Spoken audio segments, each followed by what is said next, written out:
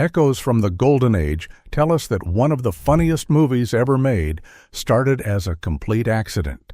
Two comedy writers recording late-night television just to steal the commercials, who stumbled onto a deadly serious 1957 drama instead and decided to remake it as a joke. 4 actors said no to the role that made Leslie Nielsen a comedy legend. The studio passed on this twice before a cult hit changed their minds. And stick around for number 1, because the budget on this movie was smaller than what some films spend on catering, and it still made nearly $200 million. Number 10. They accidentally recorded the movie they would remake. To gather material for comedy routines, the Zucker brothers and Jim Abrahams routinely recorded late-night television and reviewed the tapes later, primarily to pull the commercials, a process Abrahams compared to scening for fish. During one of those tapings, they unintentionally recorded the 1957 film 0 Hour, and while scanning past it for commercials, realized it was a perfectly classically structured film. They weren't trying to find their next movie. They were trying to find a Buick ad. Instead, they found the entire plot of Airplane, sitting quietly in the background of their own tape. Number 9. The studio said no. Twice. A cult hit changed everything.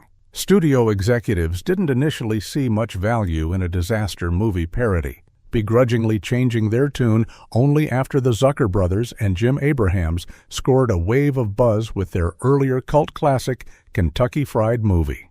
Paramount finally gave them the green light. A movie that's been quoted for 45 years almost didn't get made because nobody at the studio thought a disaster movie parody had legs. Number 8. 4 actors said no before Nielsen got the role that made him. For the role of Dr. Rumack, the Zuckers first suggested Dom DeLuise, Christopher Lee, Vincent Price, and Jack Webb, all of whom turned it down, before they finally considered Leslie Nielsen, who was just a fish in water, in the role, according to Jerry Zucker.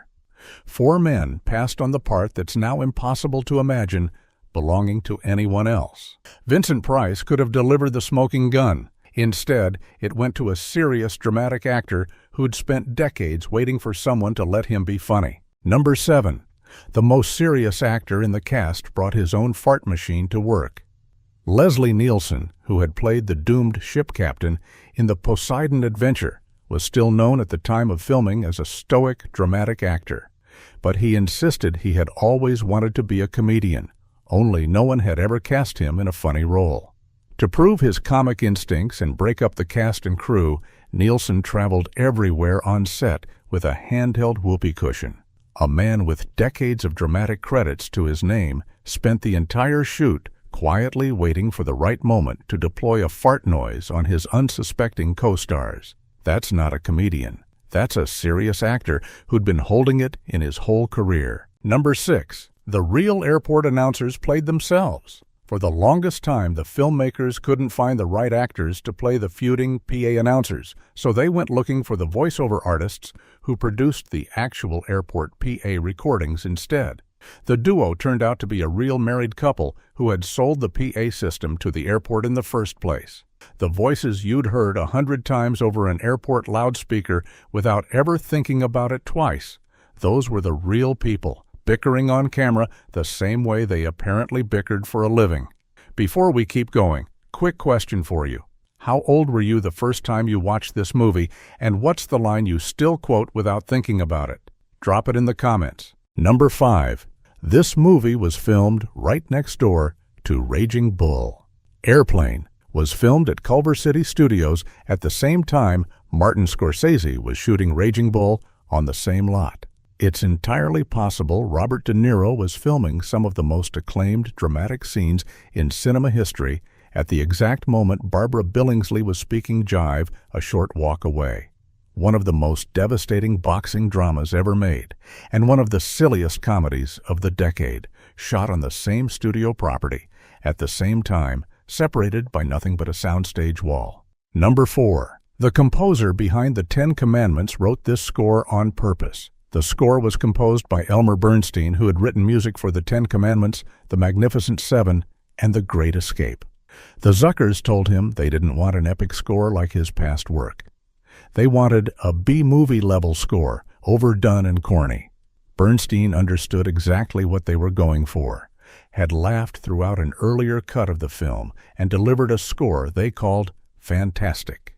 The man who scored Moses parting the Red Sea spent his next project deliberately overplaying every note for a movie about a plane on autopilot. Number 3. The cast list was basically a family reunion from Wisconsin. The Zucker brothers themselves appear as the ground crew at the beginning of the film who accidentally cause a plane to crash through a terminal gate window. Their mother, Charlotte Zucker, plays the passenger trying in vain to apply her makeup. Jim Abraham's own mother appears as the woman initially sitting next to Dr. Rumack. The writers didn't just put their inside jokes in the movie. They put their actual family in it, scattered through the background of one of the highest-grossing comedies of the year. Number 2. They made a pedophilia joke, and never once apologized for it. On the DVD commentary, when addressing criticism over one particular line, Abrahams responded flatly, "I don't understand. What did he think was tasteless about pedophilia? TV."